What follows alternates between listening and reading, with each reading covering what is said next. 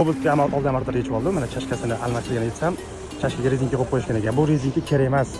Bu rezinkani qo'ysanglar, chashkalarning ishlashi o'ziga qaytib qolmaydi. Nabrot mamlakatga luft yo'q bo'lib ketsa, chashka ishlamaydi, rullar og'irlashib qoladi.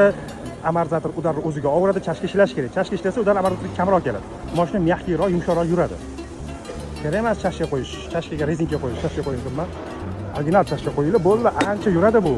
Onasini aytsam. Ahvolini qarang, rul og'ir bo'lyapti, mashina jo'stki bo'lyapti. Mana hozir aponilarini almashtirib, taks qildirib, kalotkalarni original qo'yib, chiyagalarni ham mana originalini o'zidagi qo'yib qo'ydi. Boya kaptiga qo'yishgan ekan, kalotkasini oddiy plastik qilib qo'yib qo'yishgan, aponini rasvo qilgan.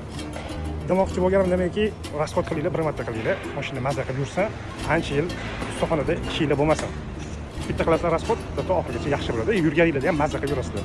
Bunaqa chashkaga rezinka qo'yish, yo'q qanaqadir boshqa tushadigan zapchastlarni qo'yish kerak emas. Hamma zapchastlar bor.